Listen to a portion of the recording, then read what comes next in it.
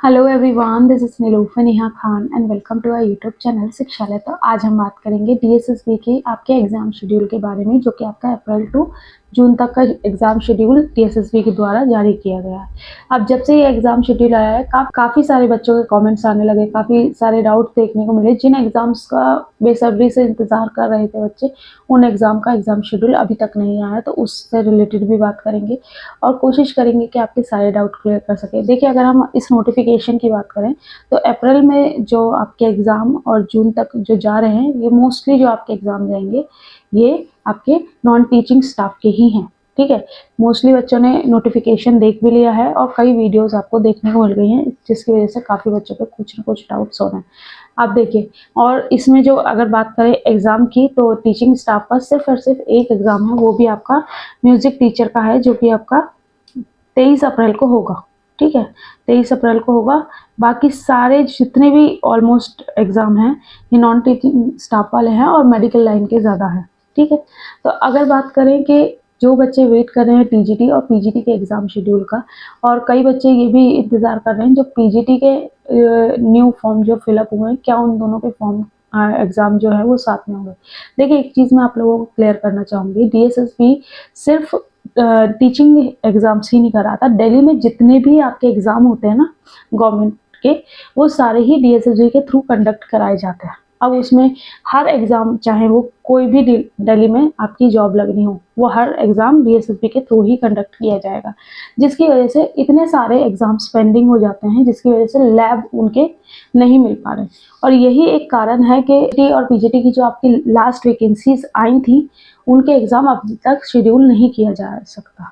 ठीक है, क्योंकि यहाँ नंबर ऑफ कैंडिडेट काफ़ी सारे होते हैं, तो इस चीज़ को आप इस तरीके से ले लीजिएगा। और हाँ, एक चीज़ और बता दूँ, जैसे कि कई बच्चों के कमेंट आ रहे हैं कि मैम ये एग्ज़ाम होंगे भी या नहीं होंगे, क्योंकि नई वैकेंसीज के अपडेट आपको देखने को मिल ही रही है। तो देखिए, एक चीज़ याद रखिएगा, एग्ज़ाम तो आपके होंगे ही होंगे, चाहे वो अप्रैल में हो या ना हो, जून में हो या ना हो। ठीक है, अगस्त में जा सकते हैं, अगस्त, सितंबर, अक्टूबर, ये आपके ये मंथ्स तो हैं, होप सो इनमें चले जाएं। ठीक है, क्योंकि इतना तो आपको भी पता है कि डीएसएसबी अपना एग्ज़ाम जो है वो सर्दियों में कंडक्ट नहीं कराती मोस्ट प्रॉब्लम। अगर करा दे, वो एक अलग एक्सेप्शनल केस हो जाएगा। ठीक है, इतनी चीज़ें आपको समझ आ गई। एक चीज़ मैं आप लोगों से यही कहना चाहूँगी कि जिन्होंने पहले भी वैकेंसी का फॉर्म भरा है और जिन्होंने नई वैकेंसी जो पीजीटी की आई है, वो भी वैकेंसी का फॉर्म भरा है, तो आप लोग ये सोचिएगा कि आपके पास इनिशियली टाइम ज़्यादा से ज़्यादा मिलता जा रहा है। अब इस टाइम को आप या तो ये सोचकर गवा दो कि अभी एग्ज़ाम होनी ही नहीं है, या इस टाइम को यूटिलाइज करके अपनी एक सीट को रिजर्व कर लो।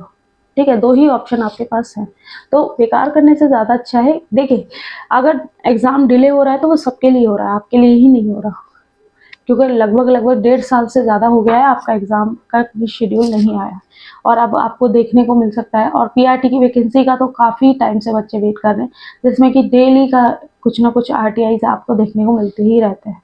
तो यहाँ पर एक चीज़ कहना चाहूँगी कि पीआरटी वाले स्टूडेंट्स को कि आप लोग वेट जो कर रहे हो ना, उसका एक अच्छा रिजल्ट आपको मिलेगा कि नंबर ऑफ वैकेंसी आपको ठीक ठाक देखने को मिलेंगी। ठीक है, क्योंकि जितने भी आरटीआईज में रिप्लाई आ रहे हैं, उसमें नंबर ऑफ वैकेंसी आपकी ठीक ठाक आ रही है। इसका यही मतलब है कि आप प्रिपेयर रहिए, वैकेंसी जब भी आए तो आपको प्रिपेयर रहना है। ठीक है, बाकी मैंने यही कोशिश की है कि आप लोग जितने भी डिमोटिवेट हो रहे हो, वो चीज़ें आपकी कम हो जाए। और देखिए, एट द एंड आपको इस चीज़ पे ध्यान देना है कि आपका सिलेक्शन होना चाहिए। अब एग्ज़ाम कल हो या परसों हो या 2 महीने बाद हो, इससे मतलब नहीं है। मतलब इससे है कि एट द एंड आपका सिलेक्शन हो।